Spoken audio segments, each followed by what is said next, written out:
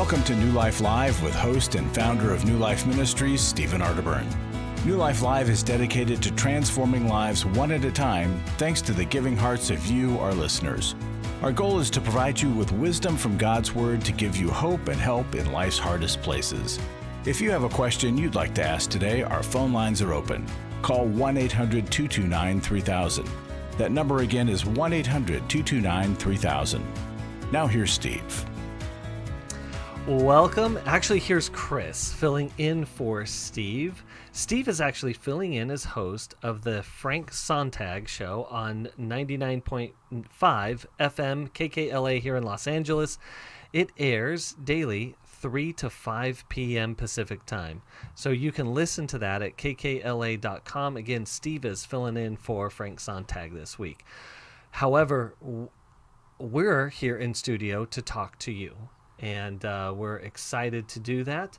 And but we're talking about this thing of our either unhealth or our health. It's interesting that there is a lot of really strong research out there and evidence showing that we pass along our problems to our children. Mm-hmm. Maybe the Bible had something to say about this, and that the sins of our fathers visits the sin of the children, and on and on and on. So maybe there's some truth to that we're finding out through the scientific world. But Jackie, you've done a lot of research on this. I got Dr. Jackie McHarris and Dr. Alice Benton today.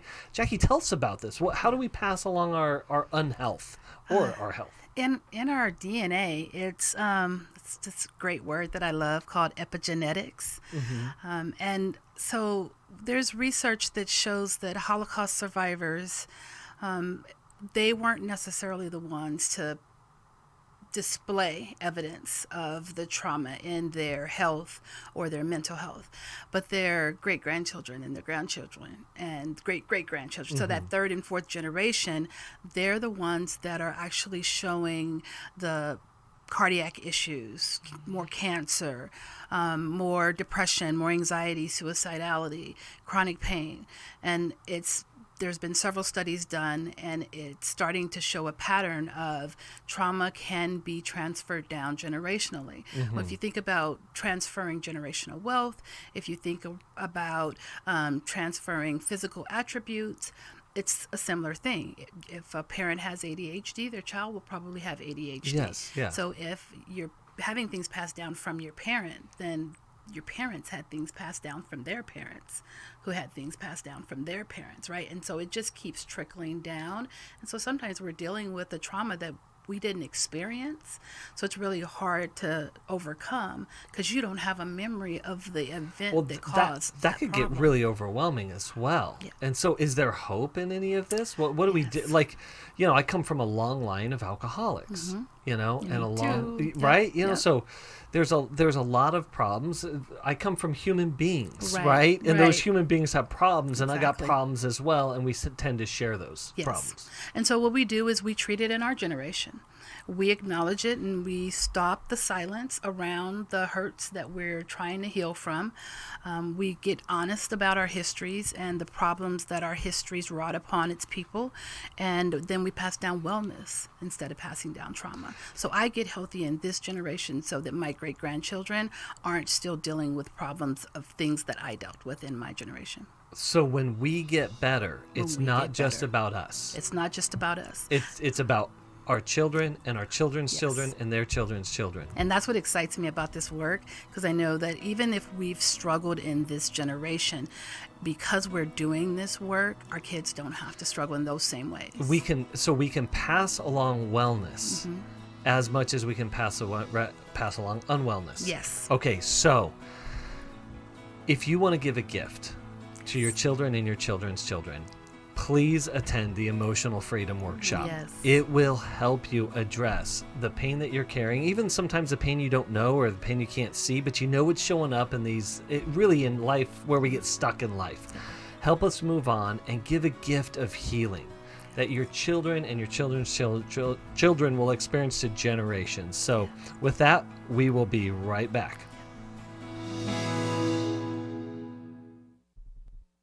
Hi, this is Steve Arterburn from New Life Live, and Chris Williams and I are doing the Emotional Freedom Workshop A lot of people are you could literally say, in bondage from past trauma that has created an emotional web that they don't understand, and it prevents them from being free. A person that loses their temper regularly is not emotionally free. Someone who has anxiety just to get in the car and leave the house is not emotionally free. And walking around with the shame from a childhood or even a bad relationship as an adult, that is not emotional freedom, and we can help you get there. The New Life Emotional Freedom online workshop is Saturday, August 14th. Steve Arterburn and Chris Williams will present information on the power of our emotions, procrastination, guilt and shame, and more. And small group leaders will help you process the information you learn. Call 1-800-NEW-LIFE or register online at newlife.com.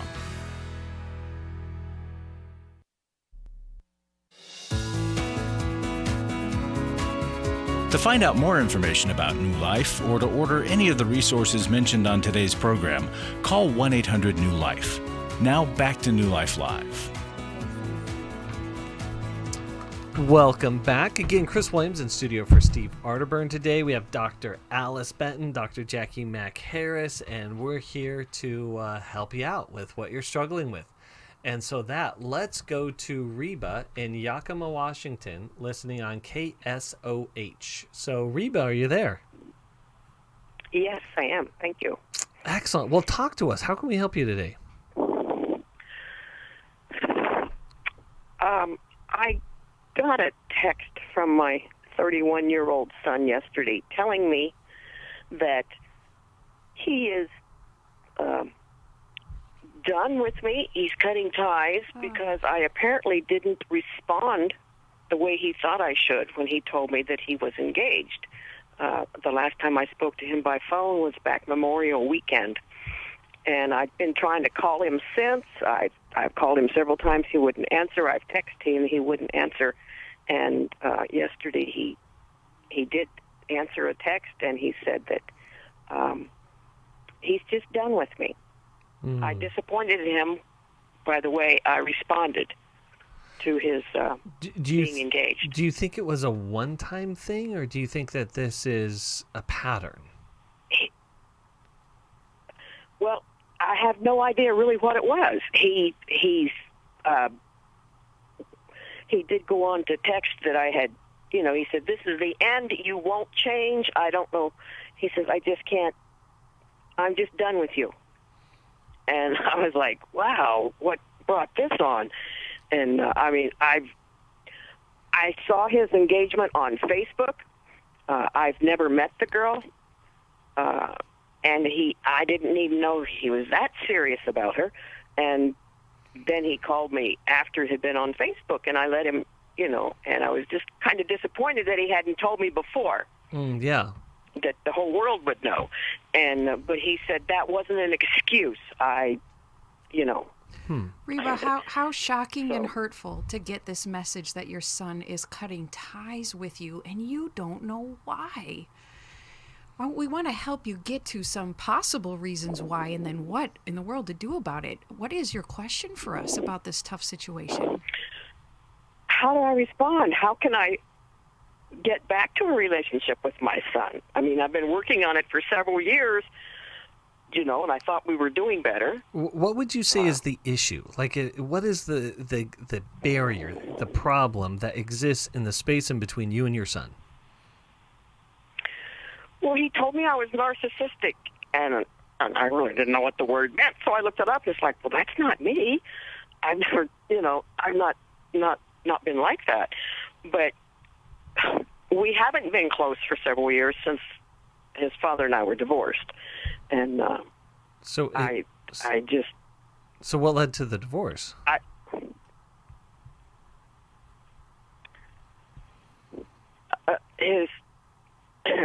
His father had other friends, and then infidelity. Yes. Okay. Yeah. Yes. And Rheeba, if I were to talk to your son and I were to ask him, what are some of the biggest disappointments you have felt about your mom, even before the engagement, what do you think your son would tell me?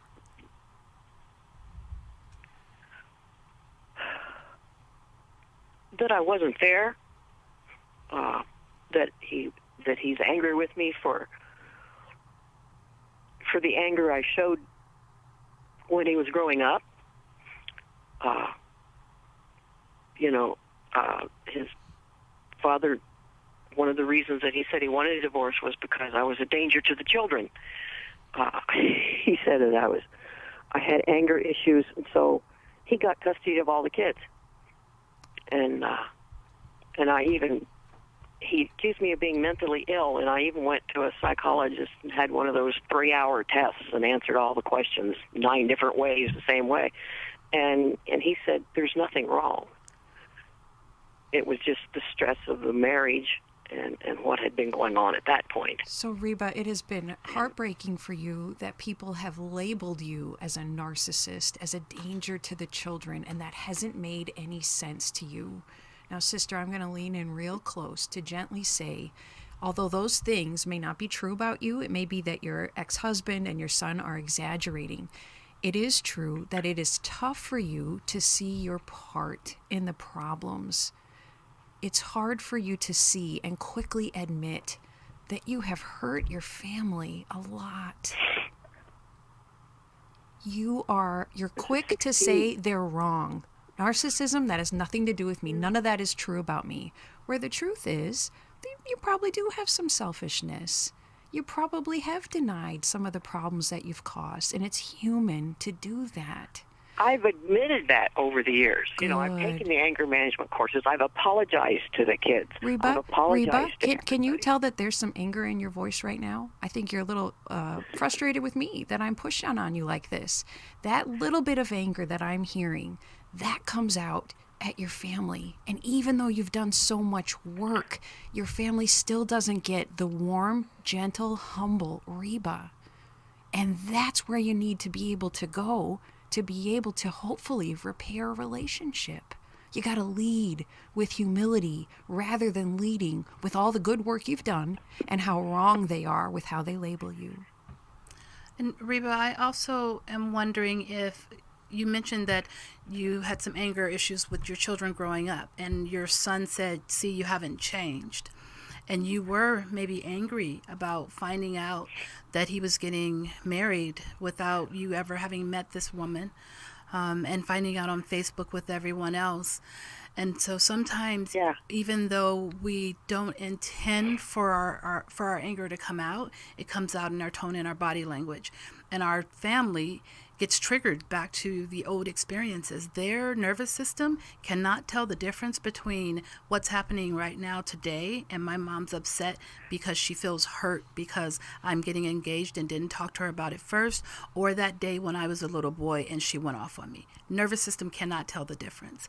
So for him, it did feel like you haven't changed because your anger came through.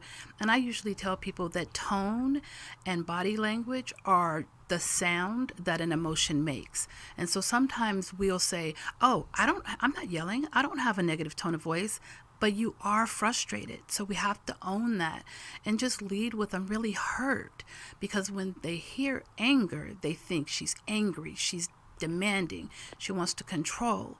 Hurt sounds a lot different, but it's vulnerable, and it's tough for us to be vulnerable when we've grown up in situations where we had to be tough. And I just wonder if that's been some of your experience with your son. Yeah. And Rheeba, to follow up with that, I wonder if that's been some of your experience in your home in growing up, is that you had to be tough. That's how you had to cope with life and go about it. And therefore, no one was listening to your internal world. No one was tuning into your heart, and that is really frustrating. So Rheeba, this is the path back to your son. It's admitting, you know what, there is more frustration in my tone of voice than I realized. I do sound angrier than I mean to sound, and that's still hurtful to you, and I don't feel safe to you. When you're talking with me, it doesn't feel safe yet. So I'm dipping back into the work I've done to do more work because I do want to repair our relationship, and I see I'm responsible still for our disconnection. And so, Rheeba, there is a great resource here. It kind of shows you the developmental stages or the things that we can do that lead us to becoming more safe for ourselves and for other people, because I think you have experienced a tremendous amount of relational pain in your life. And I think that behind other people's criticism or feedback of your anger is that there is an angry girl in there that has very legitimate reason to be angry, but that thing is not getting addressed. And I think getting into some really good therapy around that could really, really help you out there. The other thing is we're going to send you a resource, Changes That Heal. And Changes That Heal, again, is just going to kind of show you how this works and how we become safer for the people around us and for ourselves, and also how we are unsafe and unsafe for ourselves and people around us. But Rheeba, your heart is there.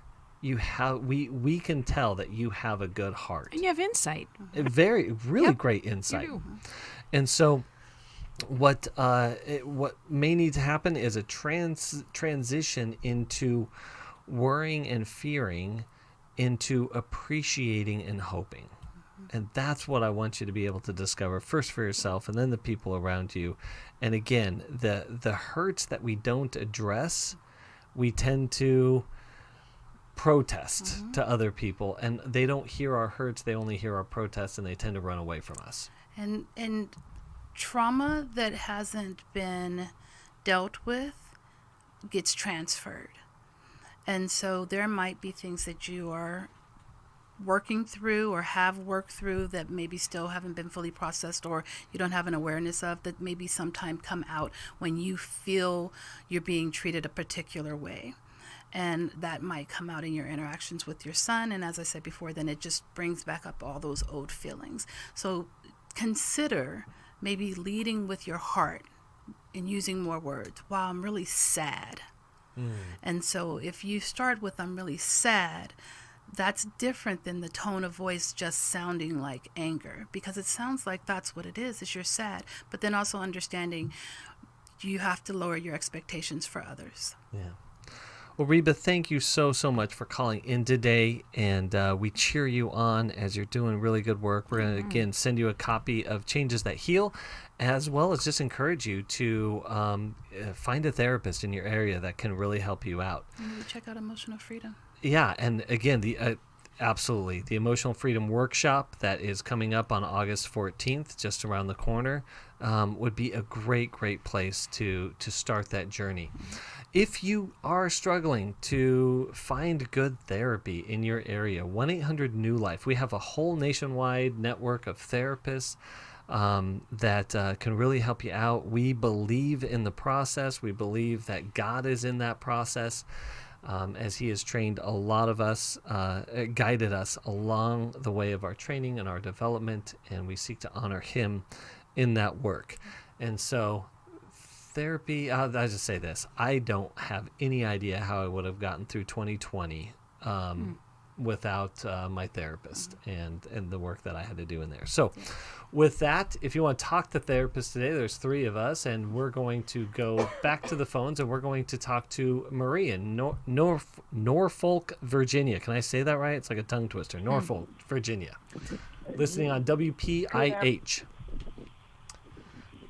Good afternoon. Yes, you pronounced it correctly. Thank you, Marie. It's like it felt like I had marbles in my mouth. It's like Norfolk, and I always I used to say Louisville, Kentucky, and knew it was like totally wrong. It's like Louisville. There's like these words that I can't make. So anyhow, thank you for affirming my pronunciation. So, Marie, how can we help? How can we help you today?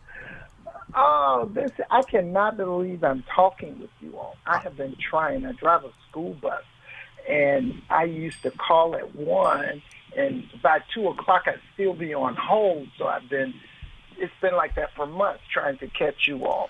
But I'm glad I made it. I'm glad I was persistent. My question is, how do and it sounds like some of the things that I'm dealing with is some of the things that the other caller was dealing with, is a relationship with my son. Mm-hmm. he was incarcerated for almost 16 years. Oh, wow. And we were in contact every week.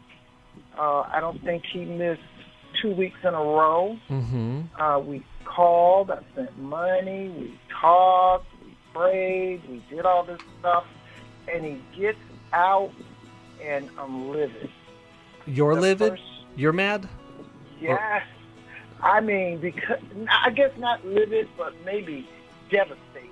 Okay. At our relationship. He refuses to come over and spend a night. He said he's a grown man. He doesn't have to spend a night.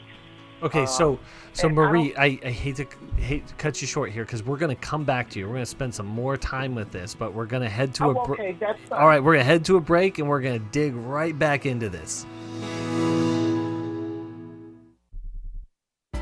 It had become very apparent that some of the things I was involved with were taking over my life. In today's world, men are barraged with inappropriate content and images all day, every day.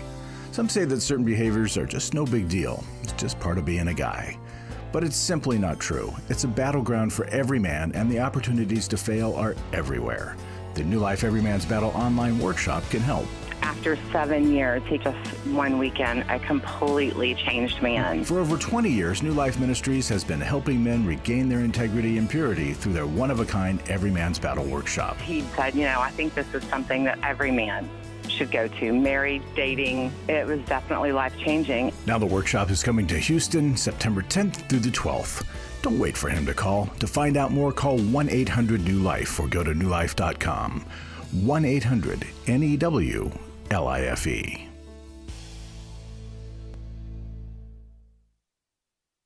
Hi, this is Steve Arterburn, and for 30 years, New Life has been the most trusted name in Christian counseling. Your ministry has saved my life. If you struggle with emotional hurt, family or marriage problems, the pit of depression, or the pain of addictions, we can help. I'm down 100 pounds now from what I was. You guys are awesome. You are a blessing to America. Our treatment programs provide clinically appropriate solutions from licensed professionals, all in a biblical framework. I have had problems with alcohol. I think God has ordained this place to be His. You don't have to be a prisoner of your pain. Help is available at 1-800-NEW-LIFE. She tells me that I'm a new man, and I feel like a new man. It worked for me, and it can work for them too. This time it is different. If you're ready to take the first step toward genuine spiritual and emotional healing, please call us today at 1-800-NEW-LIFE. God can open the door to a better tomorrow right now. Call 1-800-NEW-LIFE. That's 1-800-639-5433. We'd love to hear from you. If you have a question or a comment, call toll-free 1-800-229-3000. Now back to New Life Live. Welcome back to New Life Live. We're talking with Marie. And Marie, your son was incarcerated and for quite a while, and you supported him all the way through. And then he has the audacity to not do what you want him to do. Yeah, let's. Oh, I mean, I don't know what it is. Well, I do, because he did but I was devastated.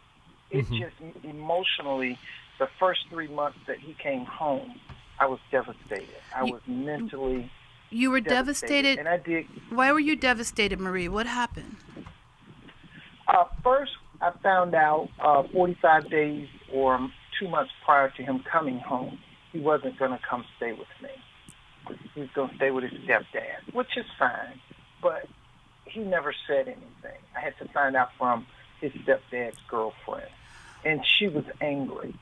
And I said, okay, I prayed, I let that go. When he got home, he just didn't want to be around me to do anything. The only thing he wanted was me to do something.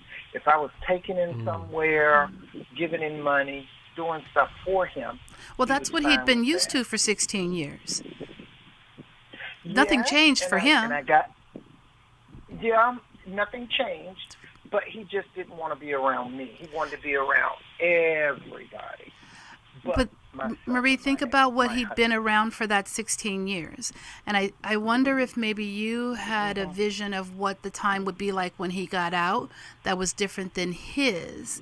And so for 16 years, he was around the people he was around while he was incarcerated, and you would talk to him on the phone, maybe visit him, and send him money. And maybe you envisioned when he got out that somehow that 16 years of those interactions had formed a different kind of bond.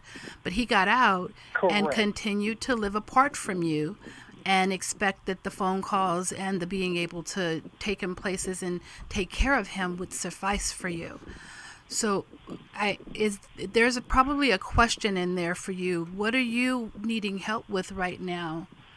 Based on him not wanting to stay with you, he's staying with his stepfather, he's not spending the night over. How can we help you? Oh, okay. All of that now is fine. I'm satisfied. That's what he wants to do. My problem is he still doesn't want. And he's been home a year. This month made a year, and he has yet to do anything with me. And when we talk, it's always bumping heads. So he made a comment that gave me some insight to what the problem is. He continues to treat me like I was the same person 20 years ago. So what I realized is he's stuck in 17 years ago or younger. Yes. Mentally. Yes. And so I'm there now. I understand that. But my thing is my goal, what I was going to do, what I planned to do, was to sit down and have a session with him, with a mutual person. With like a therapist? A neutral. A neutral person. How about a therapist? What if you considered... I can get him to go to a therapist. I've tried. No, for you. Year. Not for him. So here's the thing, Marie. He's 42. He's 42, and he spent a big chunk of his adult life behind bars. And when he left, you were a particular person. So you've had some time to grow and heal. He's not on that same train with you. And so I think if you were to continue doing your work as he's out and he's healing, he's reacclimating, he's reintegrating into the world outside, then you can be working on you while he's working on him. He's not in the same space you are, and he's not going to move at that same speed because he's behind 16 years. You've got to give him room to grow at his own pace and manage his own experiences. He has some traumatic experiences probably that are apart from you. And while I imagine this is really hard because you were hoping to have a closer relationship with him, you can't force more out of him than he has to give. And I think one of the best things you could do is just be supportive in his process as he's moving through it at the pace that works for him. Meanwhile, be getting some support for yourself. My question is, how do I work through a space with someone who's very verbally combative? I don't care what I say. Okay, so Marie, I have a quick I have a quick answer for you. You don't. What's killing you is your expectations. Mm-hmm. Your expectations far exceed reality. Mm-hmm. And therefore, when reality doesn't match those expectations, you're dealing with a tremendous amount of disappointment in that and pain. I get the sense from your description, Marie, that your son is selfish. He takes advantage of your generosity, and he's inconsiderate of your generosity. And until he wants to change those things, you got to protect your heart from him, knowing that until he gets help, until he does something different, he's going to keep being selfish and taking advantage of your generosity. That is tragic, but that is the case. And so, Marie, we want to send you a copy of Boundaries. And that's going to really kind of help you live a little bit better within your own skin, and also be able to separate from the pain in which your son causes you. And so, though it's tragic to feel that separation from him, you don't want it to continue to cause what you had said to us, devastation. So we're going to send you a copy of Boundaries. Thank you for calling in, and we're going to be right back after this. Hi, this is Steve Arterburn from New Life Live, and Chris Williams and I are doing the Emotional Freedom Workshop. I don't know of anybody that wouldn't benefit from emotional freedom. We're all bound or stuck or struggling in some area. What are we going to do there, Chris? Just really help people get clarity around the places where they're stuck in their life. They sort of circle the same mountain of disappointment over and over and over again. You're going to be able to see that mountain clearly and get to a new place of what we call emotional freedom, which is simply I can feel in the world, build a relationship to it, and know what to do with my experiences. The New Life Emotional Freedom Workshop is Saturday, August 14th. Steve Arterburn and Chris Williams will present information on trauma, depression, codependency, and more. And small group leaders will help you process the information you learn. Call 1-800-NEW-LIFE. That's 1-800-639-5433 or register online at newlife.com. I was really living a very anxiety-filled life. I did go to Take Your Life Back. That's why I continue to support the ministry with the hope that not only am I helping my own situation, that I'm helping others as well. You can help New Life Live stay on the air by joining Club New Life today. When you sign up to support us monthly through Club New Life, we'll send you the New Life member thank you gift of the New Life Journal, 100 Days of Peace, 7 Ways to Choose Healing, Growth Has No Boundaries, a Restoration Bible, and a New Life grocery tote to hold it all. Plus, there are ongoing benefits, like access to the Club New Life video library, the monthly Club New Life CD or download, quarterly resources, free shipping on purchased resources, and discounts on workshops. Call 1-800-NEW-LIFE. That's 1-800-639-5433. Support Club New Life, and together we can help hurting people find help and hope in life's hardest places. Call 1-800-639-5433 to join Club New Life today.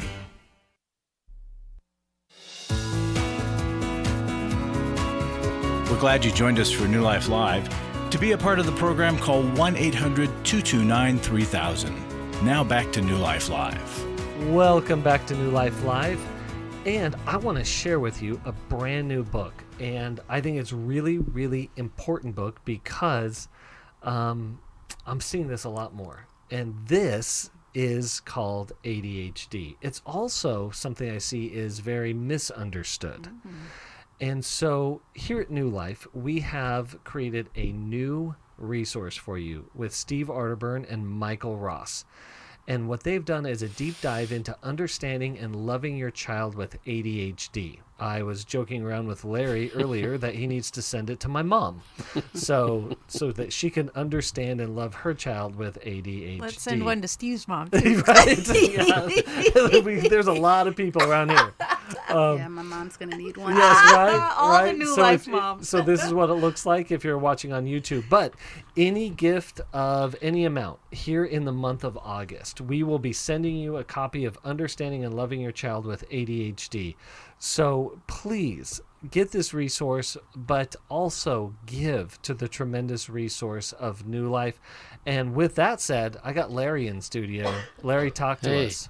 Well, we love that we can give things away when people make gifts to New Life to say thank you.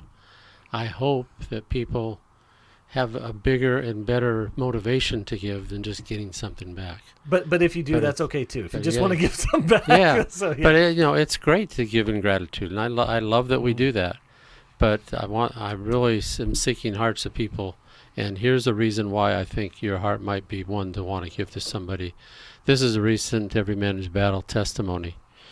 He says, when I sought the Lord's help 1,000 times, I went it alone. I figured that with a Bible, a quiet room, a bit of time, the problem would be solved. I believed that with a bit more grit and determination, victory was around the corner. That path only offered frustration and exhaustion, many times leading to more deviance and debauchery. It also led to shame, including an inescapable self-hatred. I've lived most of my life believing I was completely worthless. I'm not saying that's healed completely, but it's become incredibly clear what that worthless feeling has accomplished in my life.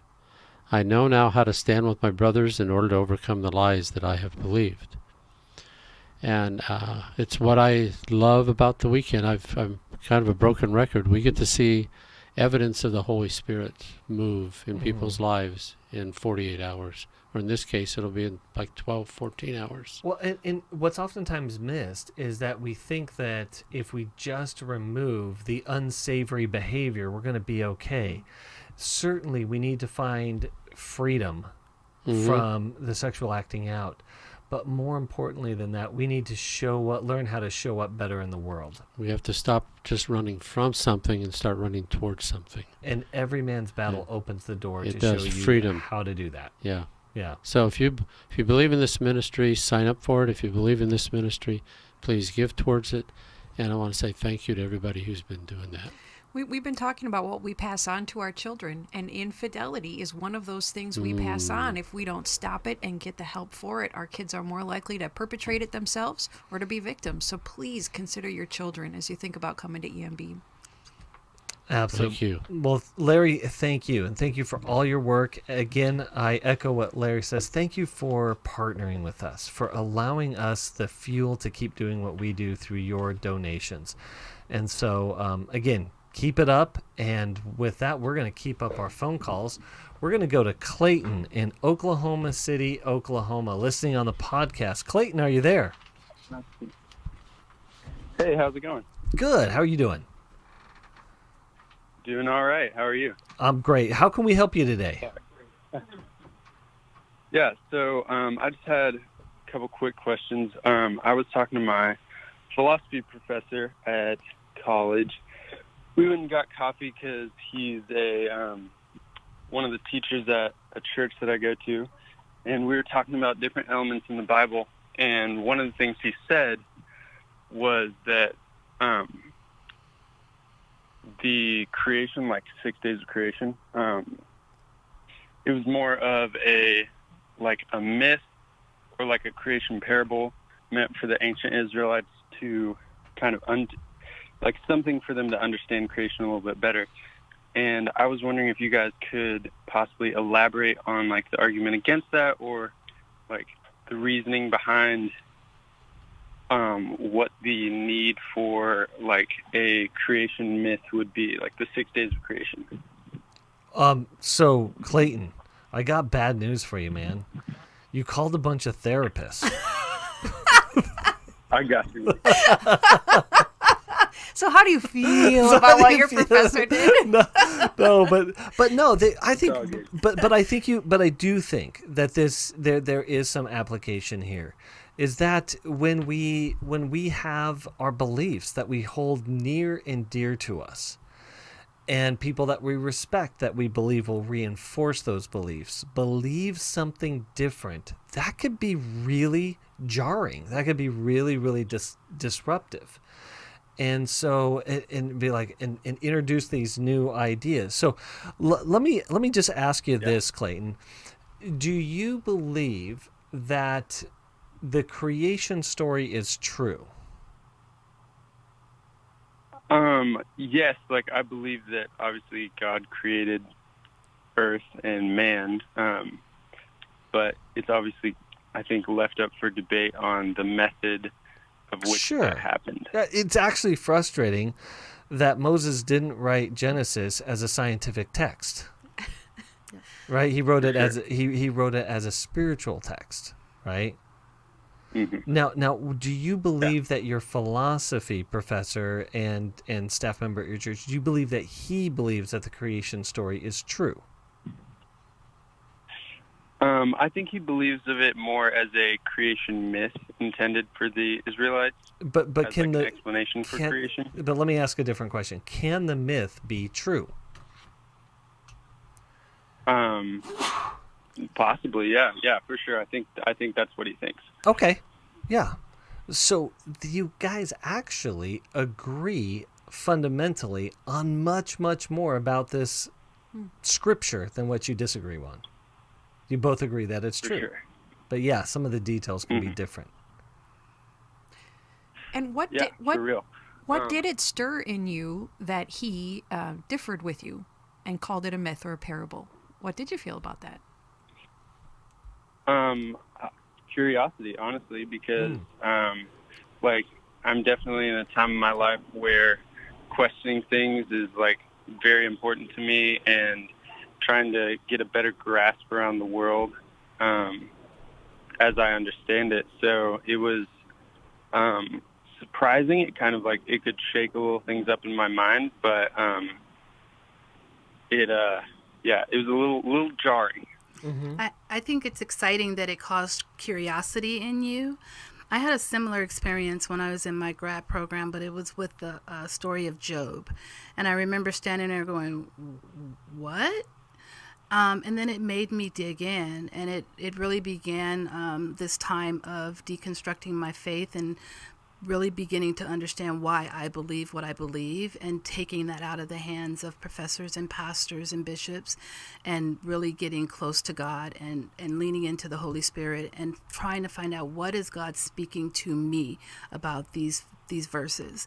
What is this story meant to accomplish in me, in my relationship with God? And so I encourage you to lean into the curiosity, but the questions that you want to ask, I think, have to be asked of God, and listening through the Holy Spirit to what He is saying to you, because there's a message in it. Just like there was a message for the Israelites, there's a message in it for you as well. Personally, Clayton, I take the Bible very literally. So when it says the 6 days, I believe the 6 days. My husband is kind of on the opposite end of the spectrum. He doesn't know what to believe. And those stories and how old people got 900 years old, that's pretty fantastical. Is that really true? And we have come to, we agree on the essentials of the gospel. We agree on the essentials of salvation. And like you said, there's room for discussion on a lot of the rest. And I think God purposefully leaves so much of it a mystery, because He loves it when that curiosity that you felt draws us into discussion and into deeper discovery, as Dr. Jackie is pointing out. So I admire, my hat's off to you, sir, that you get into conversations like this and then you seek more information about it. You're on the right track, young man, and I'm proud of you. Absolutely. That's great. And listen, it'll give me a chance to tell you about my theology. In the beginning, God created. On the sixth day, He created us. And He created one creature as His image bearers, that we bear His image, His likeness. That's remarkable. But He also shows that we are deeply relational. He even say it's not good for man to be alone. And then He said, hey, go take what I've created and create. All of that to say is, I see two essential things in the first couple chapters of Genesis, is that we bear God's image by great relating and great creating. And as a result, creation flourishes. Here at New Life, we are here to help you increase your ability to relate well and create well. So let us help you out, and we will be right back after this. For most of my life, I've been dealing with an opiate addiction. Why is opioid addiction quickly becoming one of our nation's biggest killers? Maybe it's because it isn't only those who are addicted who are in denial. We did what I see so many parents do, is it can't be an addiction. There's something medically wrong. It's impossible to solve a problem when you don't know what you're up against, and families will try to find any explanation except the one that will put them on the right path. Alcoholism and drug addiction is a family disease. It doesn't affect just the individual. If someone you love is abusing painkillers, know what you're up against. It's time to admit its addiction and seek treatment. Call us today at 1-800-NEW-LIFE. We have partner treatment centers around the country. Call 1-800-639-5433 or visit us online at newlife.com. We just made a decision. We will do whatever it takes. 1-800-NEW-LIFE. Hi, this is Steve Arterburn, and for 30 years, New Life has been the most trusted name in Christian counseling. I'm an addict, and I'm trying to get God in my life again. You seem to be able to get to the crux of a problem quickly. Our Christ-centered treatment programs can help you break free to embrace all that God has for you and your family. I just want to thank you guys for bringing me to a relationship with Jesus. There really is help for marital problems, depression, addictions, panic attacks, and feelings of hopelessness. I came back with so many tools to help me prepare myself to fight this struggle and this battle that I have every day. You can start living again today, living the life God intended for you. Help is available at 1-800-NEW-LIFE. They did care, and they did follow up very lovingly, and it made all the difference in my life. Call us at 1-800-NEW-LIFE. Someone who cares is waiting at the other end of the phone. God can open the door to a better tomorrow right now. Just call us at 1-800-NEW-LIFE. 1-800-639-5433.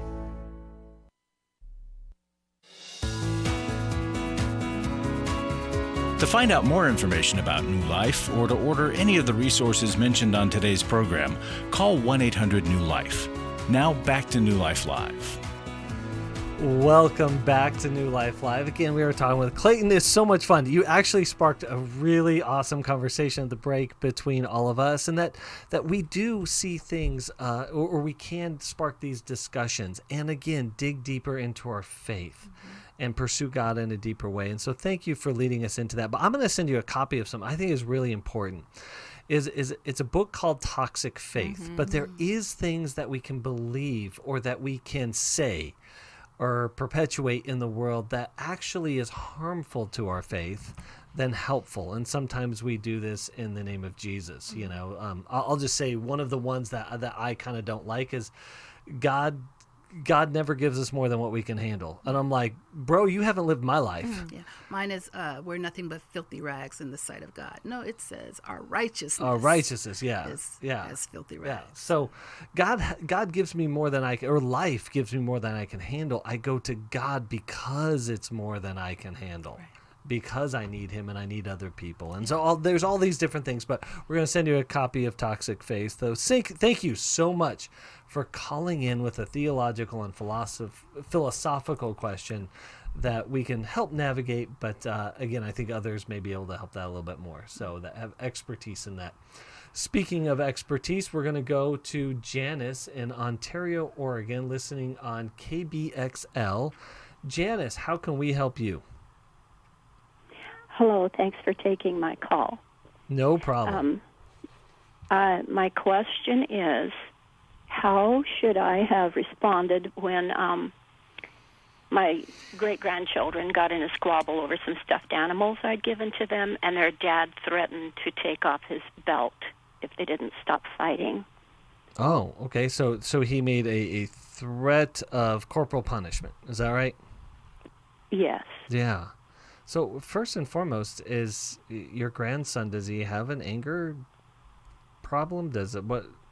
What's going on there? Occasionally, but not all the time. Yeah. When he's upset or tired, something like that, once in a while. Yeah. Do you think he ever is physically aggressive towards the kids or other people? Pardon? Do you think he ever is physically aggressive towards the kids or towards other people?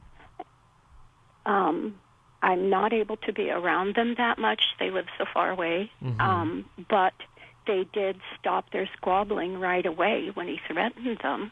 Yeah. Well, that's one of the things that's challenging is sometimes our unhealthy approaches work. And that's what makes them really dangerous. You know, I say the same thing about addiction. The problem with addiction is it works.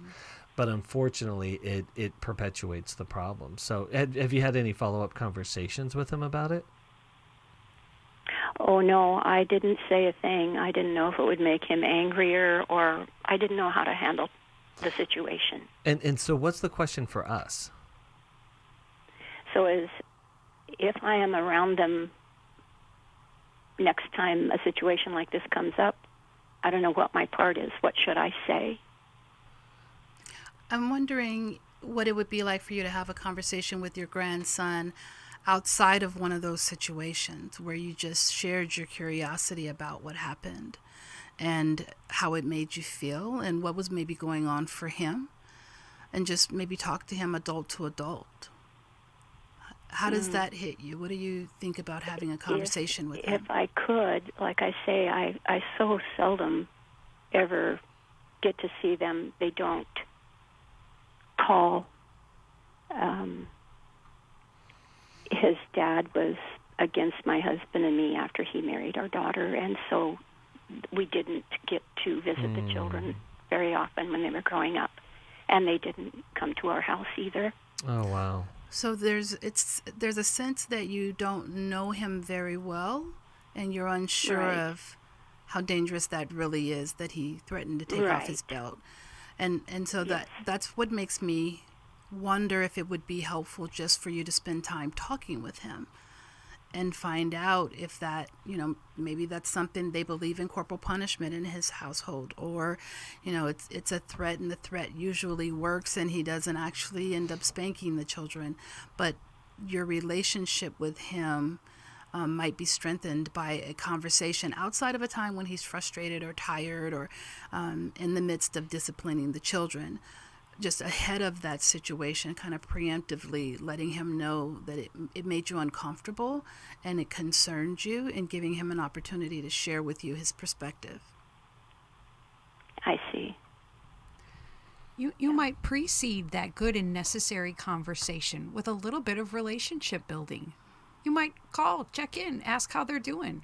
You might note that he takes his parenting very seriously, that he loves his kids and he wants them to behave well. And by making those smaller investments in relationship, that next conversation that Dr. Jackie is recommending might go a little better if you've laid that first. And it's part of I think your concern is because you don't know him very well and haven't gotten a lot of time to spend with them, you have this uneasy feeling. And so I agree with Dr. Alice, starting to just check in. Hey, it could be a couple of minutes. Hey, I was just thinking about you, just wanted to check in and see how you and the kids were doing. And a little more of that over time helps you get to know them better, them get to know you, and that you love them and are concerned for them. But then also it makes those maybe more difficult conversations go a little more smoothly. On the other end of it, though, if you're worried that the kids are in danger and that there is active physical abuse going on, then it would be time to take action faster rather than laying that foundation. And that's something that we can help with. If you believe that they are in danger, we would want you to stay on the phone afterwards, and I'd be willing to connect with you outside so we can evaluate that together and see if there needs to be swift action. I don't believe that's the case. They do play with him. The middle child, he has made very openly admitted she's his favorite. She cuddles up in his lap. Well, all those don't necessarily mean that there isn't, bad parenting or unhealthy punishment happening. I mean, both of those things could still be happening at the same time. But Janice, I also want to just explore something. His words had a deep impact on you. Were you hurt by the belt? No, I wasn't. But I did watch my aunt beat my cousin. And that must have been terrifying. Yes, it was. Yeah, and you don't want anyone else to ever have to experience that or witness that, because you have what we call vicarious trauma, which you witnessed the trauma, which was traumatic for you. And I wonder if maybe at that time you weren't able to say anything and wished you could. And so now as an adult, I was a that's child. coming back. Yeah, you were a child then, so maybe as an adult that came back up for you, that question of should I say something? Yeah. So here's what we're going to do. We're going to send you a copy of Take Your Life Back. And it's going to really help you understand, hey, how have these painful experiences impacted me, and how do I recover from them and take ownership of my own life? Because part of your pathway has been a little bit passive. And so we want you to be a bigger participant in your own life, in your own relationships, and we know that your sweet, loving heart needs to be felt by other people in the world and shared with other people in the world. So, Janice, thank you so much for calling in today. And I want to speak very briefly here about Club New Life. Club New Life is a great, amazing resource. Gives you access to our videos of tons and tons of helpful topics, but if you donate or if you join Club New Life, we will give you Time with God welcome gifts. This includes 100 Days of Peace, Devotional, Restoration Bible, 7 Ways to Choose Healing, all kinds of great stuff. So Club New Life, and Thanks we will for be listening. back. We hope this program has helped you by giving you insights for handling the challenges you face in your life. We want you to know that we're here for you, but you also need to know that New Life Live is a listener-supported ministry. To make your donation or to get any of the resources mentioned on today's program, call 1-800-NEW-LIFE. That's 1-800-639-5433, or write to us at New Life Ministries, P.O. Box 1029, Lake Forest, California, 92609. Please join us again tomorrow for New Life Live. Hi, thank you for watching New Life Live. You know, New Life Live is a Christian counseling program where we deal with the hard questions about life, relationships, kids, free choice, freedom of will, whatever. It's all right there on New Life Live every day, every weekday, 1 p.m. Eastern, 10 a.m. Pacific. If you want to call into the live broadcast, you can find the schedule on newlife.com or click the social media link right below. You can see every episode of New Life Live on the New Life YouTube channel. Watch it with a friend, watch it later. Be sure to subscribe and hit that bell so you'll never miss another episode. So if you want to listen on the go, download the app. The link is right below. And I hope if you need some information, if you want to get some help, you'll call us at 1-800-NEW-LIFE. And I'll see you next time.